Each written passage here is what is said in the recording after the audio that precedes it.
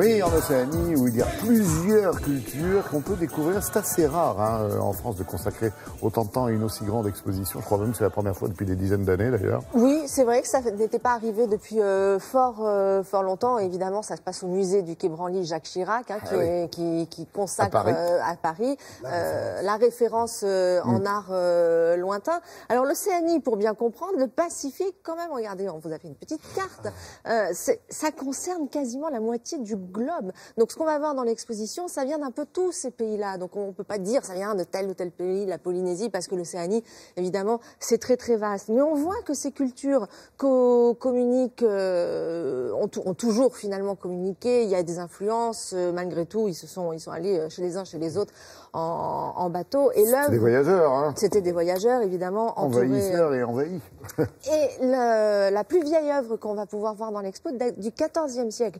Elle vient de Polynésie, juste avant les Maoris. Et ça s'étend, l'art, dans l'exposition, jusqu'à nos jours, l'art contemporain. C'est pour montrer, en fait, finalement, le lien entre les ancêtres et l'art qui se fait aujourd'hui. Donc, je vous propose tout de suite de rejoindre le musée du Quai Branly Jacques Chirac à Paris.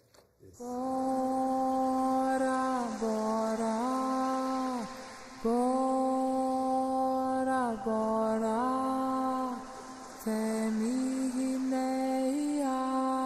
le propos de cette exposition, c'est l'Océanie, les arts d'Océanie dans leur entier, dans toute leur diversité, dans tout ce qui les connecte.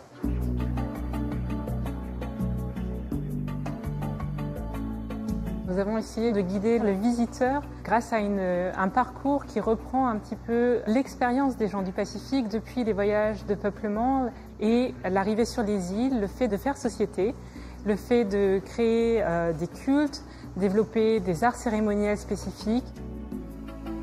Ce rapport à la mer est fondateur. Il est fondateur puisqu'il a permis le peuplement du Pacifique et il est aussi fondateur dans l'imaginaire des gens. C'est vraiment l'eau que nous avons mis en avant dans cette exposition comme élément qui connecte les peuples entre eux et aussi les peuples à leurs ancêtres.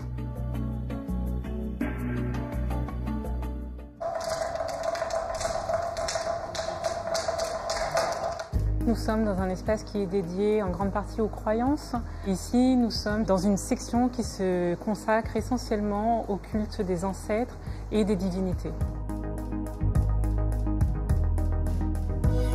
Nous sommes dans la zone qui est dédiée en quelque sorte à la Maison des Hommes, donc ces grandes maisons de réunion qu'on trouve en particulier en Papouasie-Nouvelle-Guinée, mais pas seulement. Souvent, elles ont aussi un paramètre de récit mythique. Par exemple, vous allez voir une figure qui est un homme qui porte des scarifications sur les épaules qui rappellent les pratiques initiatiques. Et derrière lui, il est comme emporté par une sorte d'oiseau crocodile, donc un être mythique qui apparaît dans les récits de cette région.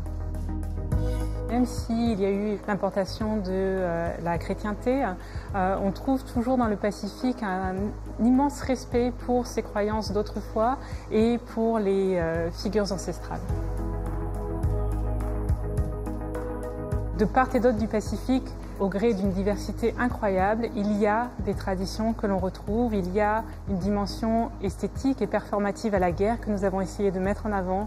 Il y a une tradition textile qui est essentiellement féminine. Il y a dans cette exposition vraiment une tension entre d'une part ce qui connecte ces cultures et ce qui fait toute leur richesse et leur diversité.